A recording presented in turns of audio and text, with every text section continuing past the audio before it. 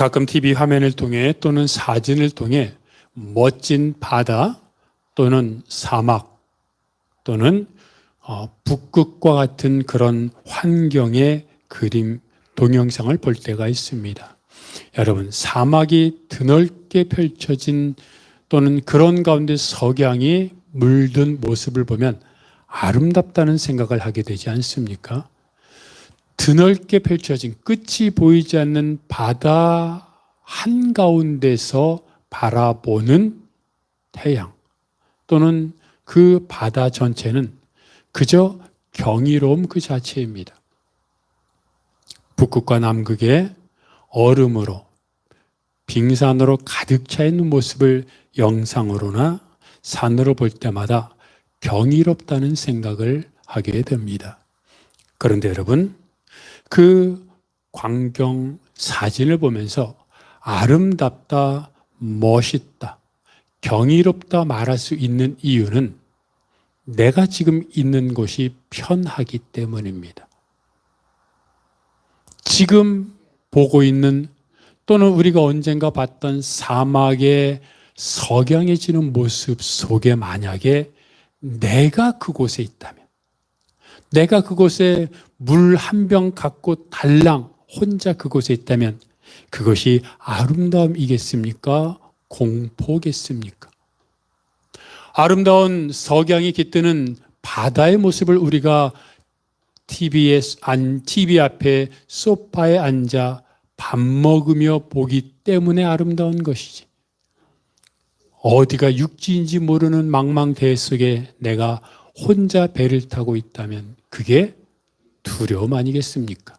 더군다나 그런 바닷속에 껌껌한 해까지 졌다면 파도 소리가 얼마나 공포스럽겠습니까? 지금도 뉴스만 켜면, TV만 켜면 이스라엘과 또 우크라이나와 러시아로 인한 전쟁으로 수많은 사람들이 죽어가고 있습니다.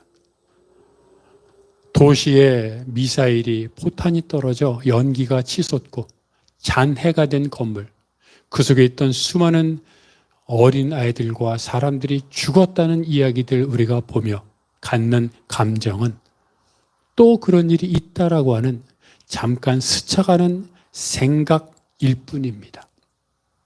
그런데 내가 그곳에 사는 사람이라면, 내가 지금 언제 미사일이 떨어질지 몰라 짐도 챙기지 못한 채 도망쳐 나와야 하는 상황이라면 그게 그런 일이 또 있었네 하고 잠깐 스쳐가는 것이겠습니까?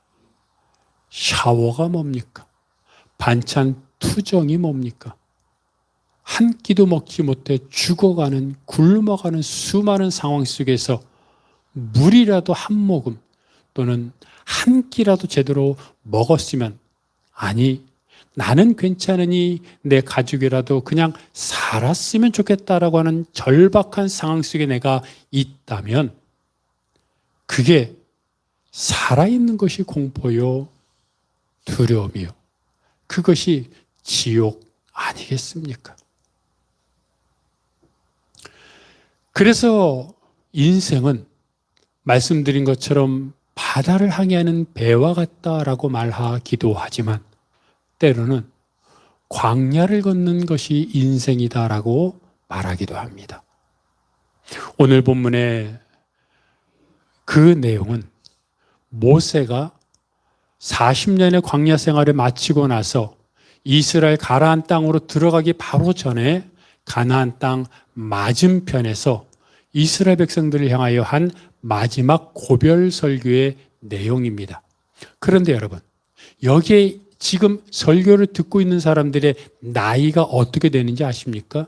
하나님은 오늘 본문으로부터 40년 전에, 즉 40년의 광야 생활을 시작할 때 이스라엘 백성들이 출애굽할 때 20세 이상이었던 사람들은 다 광야에서 죽을 것이라 하셨고 20세 미만인 사람들만 가나안 땅에 들어갈 것이라고 하셨습니다. 그리고 40년이 지났고 단지 여호수아와 갈렙만 살 것이라고 하셨습니다. 그러니 모세가 설교하는 이 본문의 시간에서 광야 생활 40년 후에 이스라엘 백성들은 20세 이상은 이미 다 죽었습니다. 광야에서. 그래서 지금 가장 나이 많은 사람은 60세 또는 지금 태어난 아이들 60세 이하였을 것이고 60세가 넘은 사람들은 여호수아와 갈렙 그리고 모세 세 사람뿐이었던 것입니다. 그렇다는 얘기는 무엇입니까? 60세인 사람은 그 나이가 20살 때부터 광야에서 살았다는 얘기입니다. 60년 인생 중에 40년을 광야에서 살았습니다. 출애굽할 때 태어난 사람은 지금 나이가 40인데 그 사람은 태어날 때부터 지금 이 순간까지 40년 인생 전체를 그냥 사막에서 광야에서 살아온 겁니다.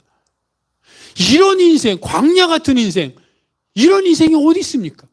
우리는 돌아보면 그래도 힘들었지라고 말할 때가 그래도 몇 년 있었을지 모르지만 인생 전체가 광야인 적은 없지 않습니까?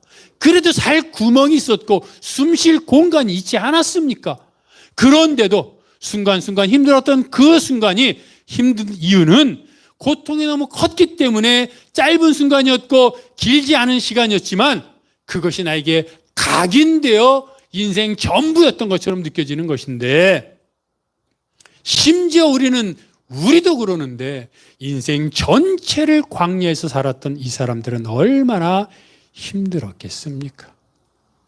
어딘들 물이나 제대로 있으며 입을 옷이나 있으며 먹을 식량이나 있으며 편히 발 뻗고 잘 집이나 있었겠습니까? 그런데 이들이 그런 광야를 생활하면서 광야 생활하면서 가졌던 제일 먼저 드는 그런 고민, 갈등이 무엇입니까? 여러분, 고통받을 때, 고난받을 때, 힘들었을 때 제일 먼저 드는 생각이 뭡니까? 내가 예수 믿는데 왜 나에게 이런 일이 있느냐? 첫 번째, 하나님이 계시기는 한가 하는 거죠. 두 번째, 하나님이 계시다면 나에게 왜 이런 일을 일으키시는가? 하나님이 나를 잊어버린 것은 아닐까? 그래서 다윗이 말했던 것처럼 하나님 숨어 계시지 마시고 나타나십시오라고 우리 가운데 불만과 불평과 답답함이 가득한 것이 사람들이 고통당할 때 보편적으로 갖는 생각입니다.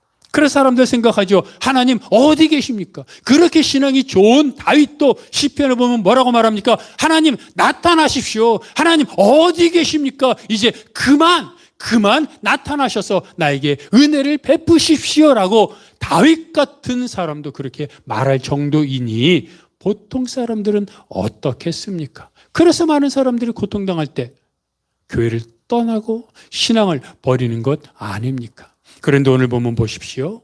하나님 뭐라고 말씀하십니까? 2절을 보니까 이렇게 말하죠. 너의 하나님 여호와께서 너희에게 이 40년 동안 광야길을 걷게 하셨다. 그걸 기억하라고 말합니다. 하나님은 모른 척하지 않습니다. 하나님이 살아계십니까? 왜 나에게 이런 광야 고생길이 있습니까? 라고 말할 때 하나님은 가만히 계시지 않고 그래 내가 했다. 하나님 말씀하십니다. 너 광야길 40년 고생했지? 내가 시켰어.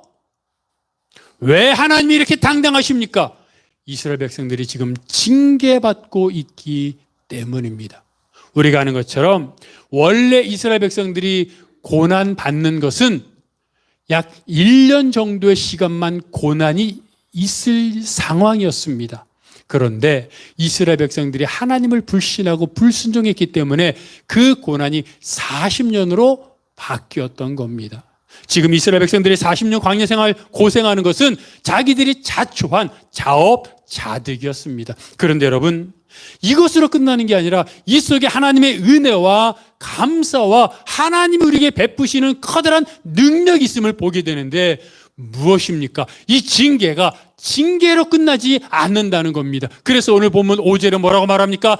부모가 사람이 자기 자녀를 징계함 같이 하나님이 너희를 징계한다는 것을 기억하라고 말합니다.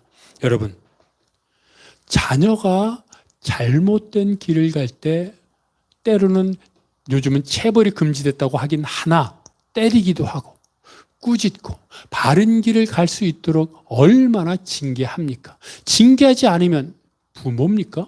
잘못 가는데도 알아서 해라. 자유의지 있으니 너 성인이니 너 마음대로 해 라고 말한다면 그것이 부모겠습니까? 부모는 정말로 안타까운 마음으로 자녀가 잘 갈 수 있도록, 바른 길 갈 수 있도록 징계하고 꾸짖고 회초리를 드는 것입니다. 그런데 그 징계 속에는 뭐가 있습니까? 잘못에 대한 벌, 회초리도 있지만 그 벌 위기가 또 다른 기회라는 겁니다. 잘못된 길을 돌이키면, 바른 길을 걸어가면 그때로부터 또 다른 바른, 올바른 형통함이 주어진다는 겁니다. 부모도 그런데 하나님이 우리들을 징계하실 때는 단순히 그 징계가 징계로 끝나는 것이 아니라 그 징계를 통해 내가 변화되면 변화된 나에게 하나님이 더 많은 것을 주시고자 하는 커다란 숨은 뜻, 숨은 비밀이 있기 때문에 우리에게 그래서 징계를 허락하셨고, 그랬기 때문에 하나님이 내가 했다, 그러니 이 징계를 통해 너희가 무엇을 잘못했는지 깨닫고 바로 서라 말씀하시는 겁니다. 여러분, 이 징계라고 하는 것은 사람들이 바른 길로 돌아섰을 때 하나님은 그 바른 길 돌아선, 다시 말하면 내가 변화된, 지금까지는 환경을 탓했습니다. 지금까지는 돈이 없기 때문이라고 말했고, 내 몸이 안 좋기 때문이고, 또는 내가 열심히 노력했지만 세상이 나를 받아주지 않고, 이렇게 말했지만 징계를 통해 내 자신 속으로 쏙 들어가고 말씀과 기도의 삶을 살면서 모든 문제가 나에게 있음을 깨닫습니다. 그러면서 하나님, 제가 잘못했습니다라고 무릎 꿇는 것, 그것이 징계로 인한 변화입니다. 그 전까지는 하나님, 저 사람 때문이었고 환경 때문이었고 그래서 나는 싫었는데 할 수 없이 이렇게 됐다라고 말했을지 모르지만, 징계를 경험하면서 의지할 것이 하나도 없다 보니 하나님밖에 의지할 것이 없어 하나님 앞에 나왔더니 나에게 문제가 있음을 깨닫고 하나님 앞에 엎드리게 되는 것이 징계의 효과이고, 그로 인한 능력의 또 다른 통로가 되는 것입니다. 그래서 하나님은 우리에게 징계를 허락하셨다고 말합니다. 단순한 벌이 아니라 그 징계를 통해 내가 또 다른 하나님의 사람으로 거듭나기를 원하신 겁니다. 여러분, 나에게 고난이 있습니다. 그것이 물질의 문제일 수 있고 질병의 문제일 수 있고 다른 사람과 관계가 어그러짐으로 인한 갈등의 문제일 수 있고 우리가 상상하지 못한 여러 많은 문제일 수 있습니다. 근데 여러분, 잘 생각해 보면 물론 나도 잘못한 것이 있지만 대부분 상대방이, 대부분 다른 나에게 흔히 사기를 쳤거나 배신을 했거나 또는 나를 이용한, 또는 나보다 더 잘못한 누군가에게 잘못이 있다는 생각이 들곤 합니다. 그런데 그럼에도 불구하고 그런 상황 속에서 의지할 것이 없어. 왜냐하면 아무리 발버둥 쳐도 내가 할 수 있는 게 없으니까. 그저 하나님 앞에 나올 수 있는 것이 것밖에 없으니 하나님 앞에 나오게 되면 상대방과 환경과 그 무엇인가를, 어디인가를 향했던 나의 불만과 답답함이 결국 내 마음속에서 시작되었음을 깨닫습니다. 마치 예수님이 하늘나라가 어디 있냐고 묻는 유대인들에게 하늘나라는 여기도 저기도 아니고 너희 마음속에 있다고 말했던 것처럼, 내가 변화되면 아무리 나를 못 살게 굴고 아무리 나를 힘들게 하고 아무리 나에게 없는 모든 것이 힘들어도 그것이 문제가 아니라 내 삶에, 내 의지에, 내 영혼에 문제가 있음을 깨닫게 되는 것입니다. 그것을 우리가 깨닫게 되는 것, 그게 고난이, 그래서 고난을 은혜의 통로라고 말하는 겁니다. 그런데 여러분, 하나님은 오늘 본문에서 징계를 허락하셨다고 말하고 있는데 그 징계 가운데 또 다른 은혜를 우리에게 말씀하고 있습니다. 무엇입니까? 하나님 말씀하시죠. 너희가 40년 광야길 동안에 옷이 헤어지지 않았고, 즉 옷이 찢어지거나 옷이 없거나 그렇게 되지 않았고, 옷은 있었고 발이 부르트지 않았고 건강을 잃지 않았고 만나를 먹였다고 말씀하십니다. 먹을 것이 없어 너가 굶주렸느냐? 먹을 것이 없어 너가 한 끼라도 굶었느냐? 아니라고 말씀하십니다. 돌아보니까 정말 내 인생에 옷은 있었습니다. 건강도 있었습니다. 그리고 비록 내가 원하는 진수성찬이나 산해진미나 내가 원하는 걸 배불리 먹고 그런 건 아니었지만 한 끼 양식, 하루 양식이 나에게 매일 이상하게 주어졌습니다. 왜입니까? 은혜라는 겁니다. 예수님이 사람들이 고민하는 것이 무엇이라고 하셨습니까? 마태복음 6장에 목숨을 위하여 무엇을 먹을까? 무엇을 마실까? 몸을 위하여 무엇을 입을까 하는 것이 사람들이 염려하는 것이 다라고 하지 않았습니까? 우리들이 염려하는 것은요, 어떻게 하면 장수할까? 어떻게 하면 건강하게 장수할까?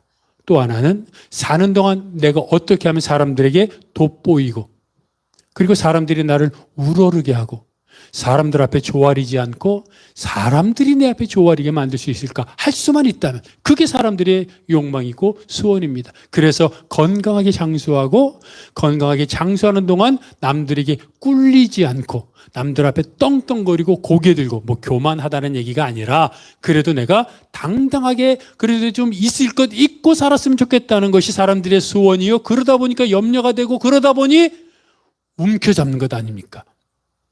근데 이스라엘 백성들은 아니 어떻게 하면 장수할까? 어떻게 하면 건강할까? 염려할 겨를도 없습니다. 왜요? 광야 생활인데요. 아침에 일어나면 천막을 챙겨가지고 옮기고 이동하기 바쁩니다. 낮에는 뜨거운 태양으로 뜨거워 쪄 죽습니다. 저녁에는 찬바람이 불어 매서운 바람으로 인해 차가워 얼어 죽는 곳. 그것이 바로 광야요 사막입니다. 그리고 언제 이사할지 모르니 무슨 어떤 걸 맛있는 것을 먹고 옷을 좋은 것을 입고 또 내가 뭐 사치를 하고 이런 걸 누릴 만한 아니 생각할 겨를도 없습니다. 이동하다가 이민족이 침략하면 싸우다가 죽는 겁니다. 언제 죽을지 모릅니다. 언제 더워서 일사병에 걸려 죽을지 언제 추워가지고 추위에 죽을지 언제 어떤 일이 일어날지 모르는 게 광야 생활입니다. 그냥 살다 보면 아 해가 떴으니 일어나는구나 해가 졌으니 자는구나 이러다 죽는구나 이것이 고난인 겁니다. 여러분 그 생각 들 때 아니 있지 않습니까? 잠들 때 아 그냥 안 떴으면 아침에 개운한 마음으로 잘 잤다 하고 일어나기보다는 아이고 또 아침이 떴네 그대로 안 갔네 또 하면서 일어날 때 있지 않습니까? 그게 뭡니까? 광야라는 겁니다. 무엇을 먹을까 무엇을 마실까 무엇을 입을까 염려할 겨를이 없습니다. 그런데 그런 사람들이 돌이켜보니까 40년을 살았어요. 내가 이러다 죽어도 이상하지 않겠구나. 아유 내일 아침에 눈을 안 떴으면 좋겠다. 그렇게 하루하루 살았는데 그렇게 하루하루 산 인생이 40년이더라는 겁니다. 그게 뭐라고요? 은혜라는 겁니다. 하나님이 언제 죽을지 모르고 살 소망도 없고 그냥 하루하루 살아왔던 내 인생을 그래도 그 내 머리를 잡고 내 손을 잡고 이끌어 주셔서 겨우라도 40년 인생 지금 이 시간까지 죽지 않고 살게 하신 것이 나는 어쩌다 보니 지금까지 왔네라고 말할지 모르지만 그게 하나님의 은혜라고 하나님이 선포하고 있는 겁니다. 여러분 왜입니까? 광야이기 때문입니다. 젖과 꿀이 흐르는 땅이라면 많이 먹고 즐기고 그리고 형통하겠지만 지금은 광야에서 징계받는 것인데 그곳에서 죽는 것처럼 억울한 게 어디 있습니까? 그런데 하나님은 그 징계받는 광야 생활을 버틸 수 있도록 힘을 주시고 보호해 주셨는데 그 이유가 무엇입니까? 너희가 그런 고난 가운데서도 내 말을 들을지 세상으로 돌아갈지 너희가 선택하라고 하는 겁니다. 근데 왜 선택하라고 합니까? 그 선택한 후에 믿음을 선택하면 하나님 말씀하시죠. 젖과 꿀이 흐르는 땅을 너희에게 주겠다. 지금 뭐 하라고요? 징계받는 거예요. 연단이 아닙니다. 훈련이 아닙니다. 징계받는 거예요. 징계받는 거면 잘해야 본전 아닙니까? 잘못한 거니까. 그런데 하나님은 징계로 끝내지 않고 또 다른 기회로 연결하여서 이것이 징계고 너희가 잘못했고 불신앙이었고 불순종이었고 지금 너가 힘든 것을 잘 생각해 봐라. 신앙 지키다가 힘들었니? 너가 지금 사람들과 갈등이 있는 거 생각해 봐라. 다른 사람과 그 갈등이 너가 신앙을 지키다 갈등인 것이니? 아니지 않습니까? 우리가 대부분 다른 사람과의 갈등인 것은 내가 신앙을 지키는 믿음으로 살기 때문에 갈등인 게 아니라 서로 간에 욕심을 부리다가 갈등이 나는 겁니다. 또 내가 지금 돈 때문에 있는 것은 내가 돈이 많은데도 그걸 하나님께 다 바쳐서 돈이 없는 게 아니라 내가 돈으로 욕심 부리다가 지금 망한 겁니다. 지금 내가 병이 든 것은 내가 주를 위해 아침부터 저녁까지 이웃을 섬기며 하나님을 섬기며 주를 위해 금식하며 절야해서 병든 게 아니라 어떤 사람은 너무 많이 먹어서 어떤 사람은 내 몸을 그냥 내 마음대로 다뤄서 혹사시켜서 세상 일 하느라고 회사 일 하느라고 그리고 내가 하고 싶은 거 하느라고 혹사하다가 병 걸린 거 아닙니까? 그렇게 따져보면 여러분 돈 문제, 건강 문제 또는 사람들과 갈등 문제 그 어디에 내가 신앙을 지키다가 맞이한 문제가 있습니까? 그런 사람들은요, 성경에도 거의 없습니다. 성경에 있는 문제들도 대부분 자기 욕심을 따라 행하다가 맞닥뜨린 문제들입니다. 그런데 다시 말씀드리지만, 그런데도 감사한 것은 내가 잘못했기 때문에 갈등이 있고, 내가 내 마음대로 썩고 무절제했기 때문에 지금 여러 가지 많은 문제, 돌 문제, 물질 문제, 건강 문제 이런 것들이 있는데 하나님은 그걸 보시면서 너가 잘못했으니 너가 알아서 당해라 라는 것이 아니라 당하는 가운데 그래도 죽지 않도록 옷이 헤어지지 않고 발이 부르트지 않고 그리고 만나를 줘서 하루하루 견디게 하시고 그 고난 속에 다시 말합니다. 그 고난은 내가 자초한 잘못인데 그래서 내가 자초한 잘못에 대한 결과인데도 하나님은 그럼에도 불구하고 자녀를 징계하는 것처럼 그 속에서도 나를 의지하고 믿음을 지키면 너가 상상하지 못하고 기대하지 못했던 젖과 꿀이 흐르는 땅으로 인도하겠다. 그러니 너 선택해라. 나를 따를 것이냐, 세상을 따를 것이냐. 여러분, 얼마나 감사합니까? 세상은 어떤 곳입니까? 잘못하면 가차없이 자릅니다. 아무리 회사에게 유익이 됐어도 나이가 차면 명예퇴직시켜버립니다. 또 마음에 안 들면 언제든지 해고해버립니다. 수많은 명분을 쌓아서 해고시키고 나에게 이익이 안 되면 언제든지 등 돌리는 게 세상입니다. 안 그렇습니까? 그런데 하나님은 심지어 내가 잘못했는데도 그런 나를 징계하면서도 공의의 하나님이니 징계하지 않을 수 없어 징계하면서도 왜? 자녀는 징계하면서도 또 다른 기회가 되어 우리에게 또 다른 선택을 주시는 겁니다. 얘야, 내가 너를 사랑해서 징계하는 거야. 그러니 나를 끝까지 믿고 신뢰하면 너가 이 광야에서 요단강을 건너면 젖과 꿀이 흐르는 세상에서 너가 지금까지 살아온 삶에서는 기대할 수도 없고 기대해서도 안 되던 그 땅을 줄게. 그러니 나를 선택해 다오라고 말하는 겁니다. 그냥 자, 선택해. 세상이야, 나야. 라는 게 아니라 이것은 얘야, 나를 선택해 주지 않을래? 라고 하는 하나님의 읍소요. 하나님의 간절하며. 왜요? 부모니까. 자녀가 잘못된 길을 가는데 야, 너 이렇게 가면 잘못된 길이야. 너 알아서 선택해. 라고 하는 게 아니라 부모가 그렇게 가면 안 돼. 라고 간절하게 말하는 것처럼 하나님은 이 시간 우리들을 향하여 그 고난 가운데 나를 선택해 주지 않을래라고 말씀하시는 겁니다. 우리가 잘 아는 본죽 아시죠? 본죽 대표가 최복이 대표입니다. 근데 이분이 본죽을 경영하는 그 경영 이념을 7.8기 무릎 경영이라고 말합니다. 그리고 자신이 겪어온 삶을 통해서 하나님의 은혜를 간증하는 사람입니다. 저도 간증을 받는데 이 최복희 대표가 말하는 이 본죽의 세 가지 사명이 있다고 합니다. 회사의 이 방침이죠. 세 가지 사명. 하나는 하나님의 뜻대로 경영한다. 두 번째 이웃사랑, 세 번째 선교. 아니 모든 게 하나님의 은혜 가운데 있는 겁니다. 남편과 결혼한 다음에 20대 중반에 하도 돈이 없어서 갖고 있던 배물을 다 팔고 그리고 돈을 꾸러 다녔다고 합니다. 문전박대 당했죠.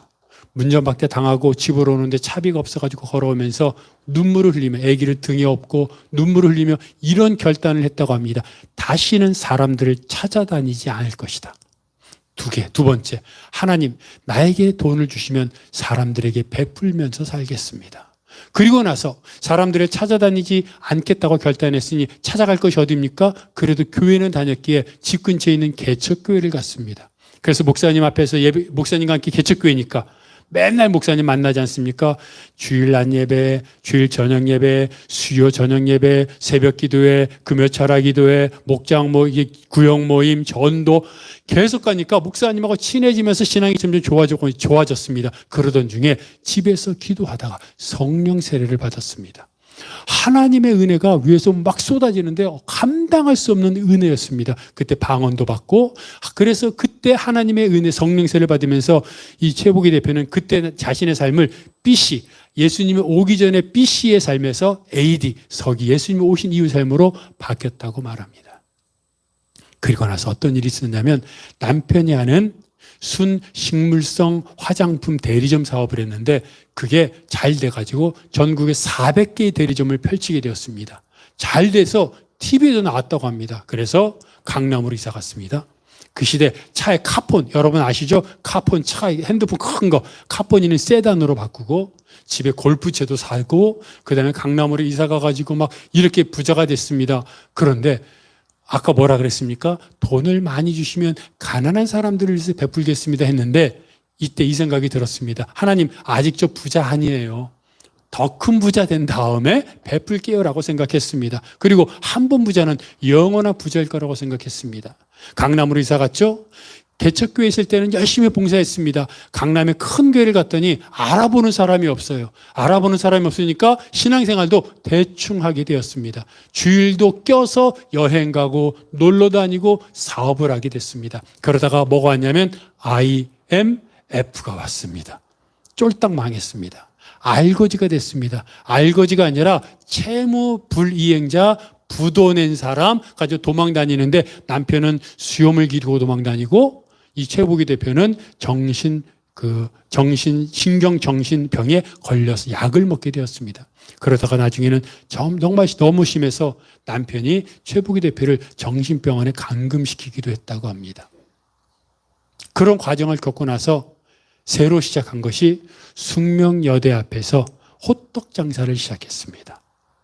호떡 장사를 시작하면서 밑바닥부터 다 시작했는데 그때 무릎 경영을 했다고 합니다. 아침에 일어나 밀가루 반죽하면서 주여 다 팔리게 하소서, 다 팔게 하소서, 낮아졌으니까. 그리고 나서 열심히 기도하면서 반죽을 했고요. 그리고 나서 500원짜리 호떡이었는데 500원짜리 호떡도 하나님의 주권이었으면 하나도 안 팔린다는 것을 경험했습니다. 그래서 기도하면서 했고 또 하나는 하나님이 귀한 진실을 가르쳐 주셨는데 베풀면 나누면 흥한다라는 거. 500원짜리 호떡을 파는데 숙명여대 앞이라서 학생들이잖아요. 500원짜리 호떡을 두 배로 크게 만들었답니다. 재료가 2배 들어가는데 똑같은 500원입니다. 그럼 망해야죠. 근데 소문이 나가지고 사람들이 줄을 쫙 서가지고 흥했다고 합니다. 이때 돈을 많이 벌었을 때 흥청망청 쓰다가 망한 기억을 하면서 하나님 모든 것은 하나님의 것입니다 라고 하며 하루에 3만 원을 팔면 3천 원의 11조를 남겼고 5만 원을 팔면 5천 원의 11조를 남겼고 그때부터 청지기로 훈련받아서 철저한 11조 생활을 했다고 합니다. 그리고 나서 2년 정도 호떡 장사를 하고 그 다음에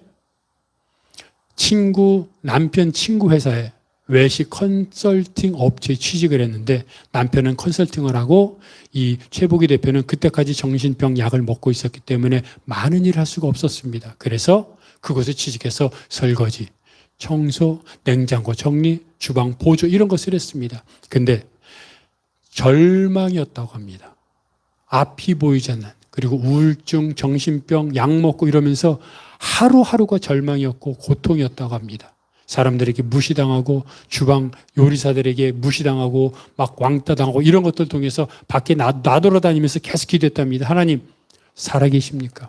하나님, 하나님의 예정하신 가운데 나는 있는 겁니까? 내가 왜 이렇게 살아야 됩니까? 계속 방황하다가 들어오면 다른 사람들은 퇴근하고 아무도 없었습니다. 그곳에서 정리하고 또 주방 보조였는데 음식도 실습도 해가지고 음식을 만들었고 음식 만든 걸 나눠주기도 하고 본인이 가서 먹었는데 그때 하도 먹어서 절망적이니까 먹는 걸로 풀어서 90kg까지 살이 쪘다고 합니다. 약 먹어서 붓고 먹어서 찌고 죽고 싶었답니다. 저녁에 잠이 들면 일어나지 않았으면 좋겠다. 하나님 나 데려가세요. 하나님 제발 좀 데려가 주세요. 믿는 사람이었으니까 자살은 생각 못하고 하나님 제발 나 좀 데려가 주세요. 이렇게 살기 싫어요. 그러다가 극단적으로 정말로 힘들어서 주변에 있는 작은 교회를 일하다가 한번 찾아갔다고 합니다. 이제 끝이다 생각하고. 그리고 그 앞에서 하나님 앞에 계속해서 하나님 앞에 기도했습니다. 하나님 여기가 끝입니까? 하나님 나를 아십니까? 하나님 제발 나를 아시면 내가 너를 사랑한다고 한마디만 해주세요. 하나님 부귀영화 바라지도 않아요. 내가 너를 사랑한다. 너는 내 딸이다. 그 한마디만 해주시면 나는 버틸 수 있으니 하나님 사랑한다고 말해주세요라고 막 부르짖었답니다. 수줍은 사람이라 평소에 부르짖어 기도를 못하는데 이날은 정말 너무 안타까워 막 부르짖으며 기도했다고 합니다. 근데 기도하다가 문득 옆을 봤는데 누군가 놓고 간 전도지가 보였답니다. 그 전도지에 이렇게 쓰여 있었어요. 하나님은 사랑이십니다. 하나님은 당신을 사랑하십니다. 너무 많이 본 구절이죠. 어디나 흔히 있는 것 아닙니까? 근데 이 최복희 대표가 뭐라 그랬어요? 하나님 나를 사랑한다고 한마디만 해주세요 라고 계속 기도하다가 눈을 떴더니 하나님은 사랑이십니다. 하나님은 당신을 사랑하신다고 써있는 걸 딱 보고 나서는 아 하나님이 나에게 러브레터를 보여내셨구나 깨달았습니다. 그리고 거기에 생명의 전화번호가 써있어서 전화했더니 어떤 목사님이 그 녹음해둔 10분 설교가 있어서 계속 바뀌는 거 그래서 그걸 들으면서 그걸 듣고 쓰고 그러면서 그때부터 모든 마음의 회복이 이루어졌다고 합니다. 그러면서 깨달은 것은 나는 지금까지 하나님께 하나님의 손에 있는 걸 구했는데 하나님 남편 사업 잘 되게 해주세요. 하나님 좀 일어나게 해주세요. 하나님 정말 건강하게 그랬는데 하나님은 그렇게 간구하는 나를 원하셨다라는 거. 내가 전심으로 하나님을 찾으니까 그런 나를 하나님이 기뻐하셨다는 것을 알았습니다. 그리고 그 다음부터는 무엇을 구하는 것이 아니라 하나님을 구했습니다. 하나님 사랑합니다. 하나님이면 됩니다. 라고 간증을 합니다. 그리고 그런 과정 속에서 이제 본죽이 나오고 지금은 1800개의 가맹점을 갖춘 그래서 지금은 얘기를 들어봤더니 선교사들을 위한 선교사업 세 번째 있지 않습니까? 선교사업을 선교사들에게 케어, 그들을 돌봐주고 그들을 건강진단해주고 한국에 오면 게스트룸을 만들어 그들을 쉴 곳을 해주고 이제 좀 더 나아가서 해외에 선교사들이 운영할 수 있는 본죽을 열게 해줍니다. 선교사들이 본죽을 경영하고 겸사겸사해서 선교도 하고 그 다음에 재정적인 후원도 받을 수 있도록 그럴 때가 제일 행복하다고 말합니다. 고난이었습니다. 정신병원에 감금됐습니다. 죽고 싶었습니다. 그래서 하나님께 하나만 부탁했습니다. 하나님 나를 사랑한다고 한마디만 해주세요. 근데 하나님이 사랑한다고 말씀해 주셨어요. 그리고 나서 본죽이 태어났습니다. 우리에게 죽고 싶을 때가 있습니다. 저녁에 잠이 들면 일어나지 않고 싶을 때도 있습니다. 그리고 정말로 하루하루가 의미 없이 지나갈 때도 있습니다. 모든 게 불만덩어리고 속에 화가 가득하고 답답하고 그게 광야입니다. 근데 여러분 이스라엘 백성은 40년 동안을 그렇게 살았어요. 하나님은 그들에게 말합니다. 예, 이것을 견디면서 나를 찾으면 내가 젖과 꿀이 흐르는 땅을 너에게 줄게. 그러니 두 가지가 선택지가 있는데 알아서 선택해, 이게 아니라 제발 나 좀 선택해. 여러분, 고난 가운데 있을 겁니다. 고난은 늘 있기 때문입니다. 그 고난 중에 뭘 선택합니까? 답답함을 선택합니까? 하나님을 향한 부르짖음을 선택합니까? 하소연을 하는데 누군가에게 전화해서 친구에게 막 누군가를 험담하고 전화하고 막 불평하는 그런 하소연을 선택합니까? 하나님 앞에 나아가 하나님께 하는 하소연을 선택합니까? 그것에 따라 적과 꿀이 흐르는 땅을 차지하는 인생이 될 수 있습니다.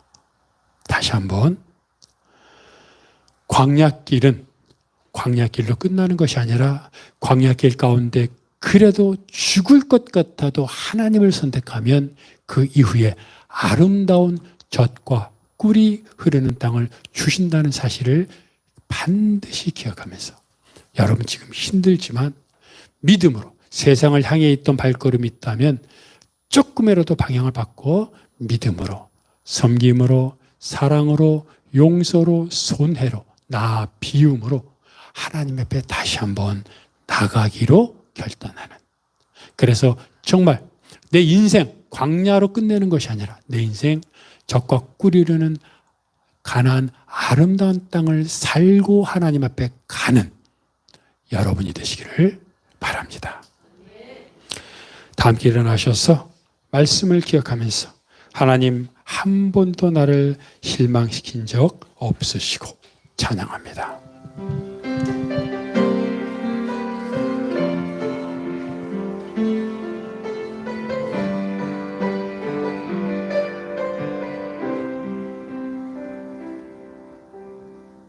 하나님 한 번도 나를 실망시킨 적 없으시고 언제나 공평과 은혜 나를 지키셨네. 나를 지키셨네. 오 신실하신 주, 오 신실하신 주, 오 신실하신 주, 내 너를 떠나지도 않으리라. 내 너를 버리지도 않으리라. 약속하셨던 주님, 그 약속을 지키사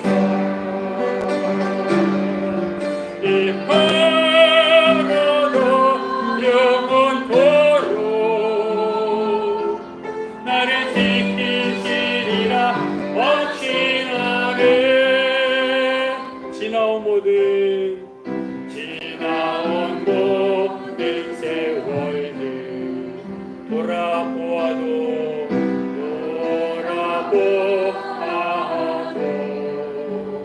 그 어느 것 하나 주의 손길 안 미친 것 전혀 없네. 오 신실하신 주, 오 신실하신 주, 오 신실하신 주, 내 너를 떠나지도 않으리라. 내 너를 버리지도 않으리라. 약속하셨던 주님,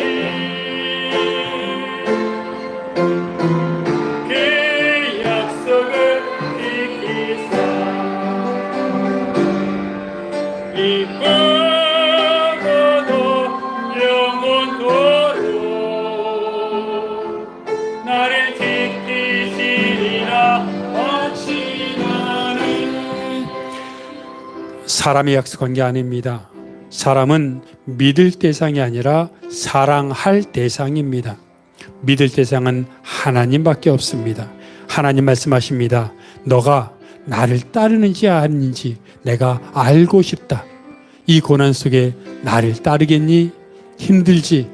그런데 그럼에도 한 발자국 나를 따라오겠니? 말씀하십니다. 그냥 말씀하시는 거 아닙니다.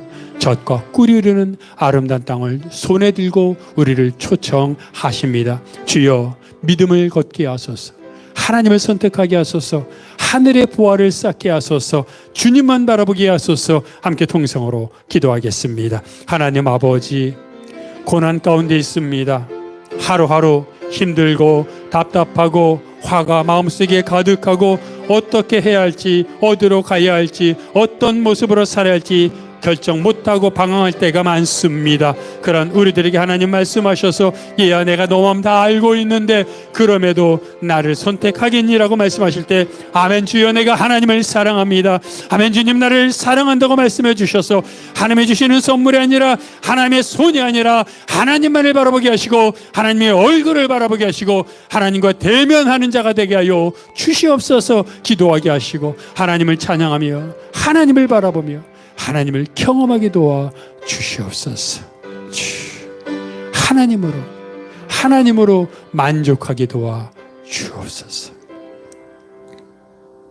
고난 가운데 물이 없어, 먹을 것이 없어, 내 마음 알아주는 이 없어 답답한 가운데 있을 때 다가와 내 머리에 손 얹으시며 내가 너를 사랑하는데 나를 따라주겠니 말씀하시는 하나님 앞에 울게 하시고 통곡하게 하시고 하나님 앞에 결단하게 하셔서 하나님만 바라보며 하나님만 기억하며 하나님으로 감사하는 삶을 사는 성도들 되게 하여 주옵소서.